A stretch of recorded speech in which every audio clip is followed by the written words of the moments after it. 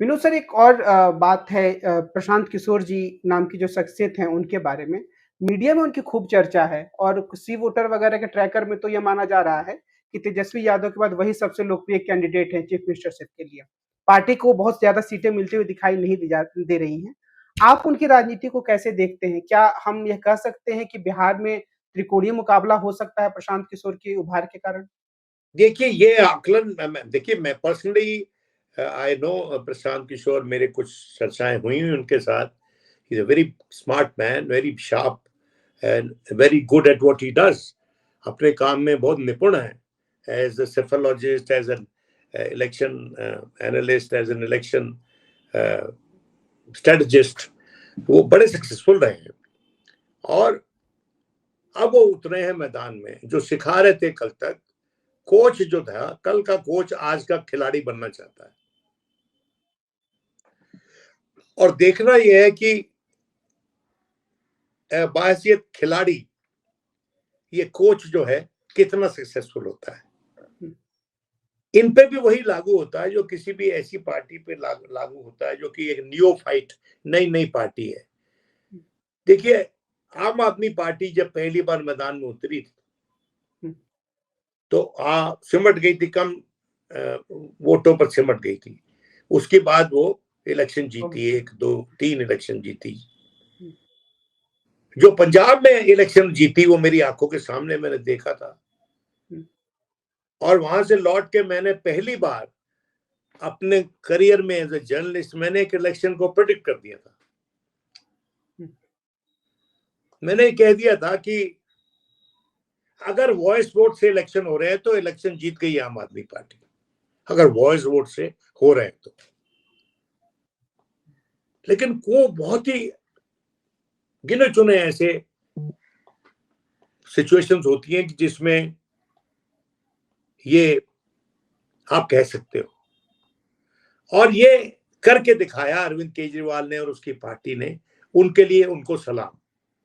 और सवाल यह है कि जो पहले 20-21 नाम उन्होंने अनाउंस किए हैं प्रशांत किशोर जी ने, they don't inspire confidence in मी।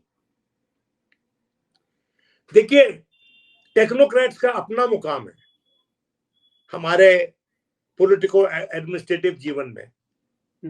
लेकिन जो हार्ड बॉइल्ड पॉलिटिशियन होता है, died in the wool politician होता है, उसका जलवा ही अलग होता है भाई। वो चीज अद्भुत होती है। क्या इनमें से एक आदमी भी जब लालू अपनी पीक पे था उसका मुकाबला कर सकता है? या नीतीश अपनी पीक पे था उसका मुकाबला कर सकता है? ये लोग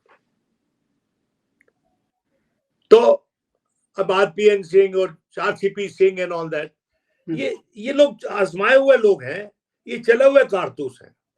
इनमें कुछ नयापन नहीं है।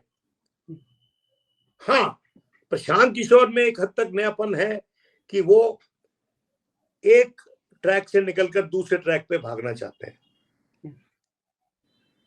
तो देखना है कि वो कितने सक्सेसफुल होते हैं। जहां तक मेरी व्यक्तिगत राय है, the Jan Suraaj candidature is over emphasised in the media.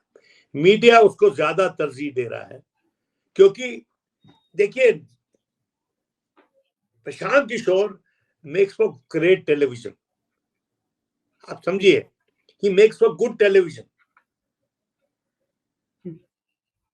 पर जो आदमी who makes for good television doesn't necessarily make for a great political victory or a great politician. तो इसलिए मैंने बहुत आर्टिकुलेट लोग देखे हैं जो राजनीति में उतने सक्सेसफुल सिद्ध नहीं हो पाते जितने की और कामों में प्रसिद्धि ले लेते हैं। तो मैं best of luck from my side to Prashant Kishor. उसका जो एजेंडा है वो अच्छा है, लेकिन मैं उस पे I would wager on him. अंग्रेजी में I will not wager on him, मतलब इस पे दाव नहीं लगाऊंगा। इस घोड़े पे आज के दिन मैं पैसा नहीं लगाऊंगा। तो अगर आज के दिन मैं पैसा नहीं लगा रहा हूं तो देखना इसलिए है क्योंकि मुझे पता नहीं है कि इस पे वोट कितने लोग लगा रहे हैं इस घोड़े पर। एक राउंड के बाद हमको पता चलेगा, इस इलेक्शन के बाद, कि इन तिलों में कितना तेल है। सर, एक बात ये कही जा रही है कि प्रशांत किशोर से नुकसान किसी को भी हो सकता है, महागठबंधन को भी हो सकता है, एनडीए को भी हो सकता है। आपका इस बारे में क्या अंदाजा है? देखिए, अगर वो प्रशांत किशोर पांडे है तो फिर तो बताने की कोई जरूरत नहीं कि किसको नुकसान होगा। लेकिन मैं नहीं समझता हूं कि प्रशांत जो है कास्ट प्लैंक पे लड़ रहा है, कास्ट के प्लैंक पे लड़ रहा है। वो एक क्रिएटिव प्लैंक पे लड़ रहा है, बिहार की राजनीति को बदलने के प्लैंक पे लड़ रहा है। टॉल प्रॉमिस है उसका, बड़ा प्रॉमिस लेके आया है। देखना यह है कि उसके प्रॉमिस में जनता कितना प्रॉमिस देखती है। It all depends on the quantum of promise the people see in the promise of Prashant Kishor. पर प्रशांत किशोर एक बहुत प्रतिभाशाली आदमी है और ऐसे लोगों की हमको जरूरत है।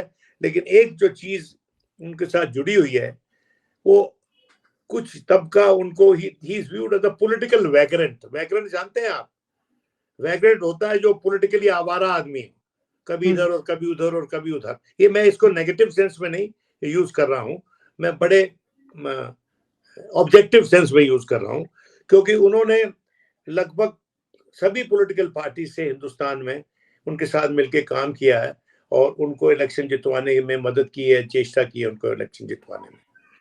लेकिन हर बार उनका जो आकलन है वो सही नहीं होता। मुझे कम से कम पंजाब की एक सीट का पता है जिसमें उन्होंने अमरिंदर सिंह को कहा था कि ये सीट आप नहीं जीत सकते, लेकिन वो सीट जीत ली जिस कैंडिडेट को दी, और अच्छे से जीता हो। तो ऐसा हो जाता है कभी कभी।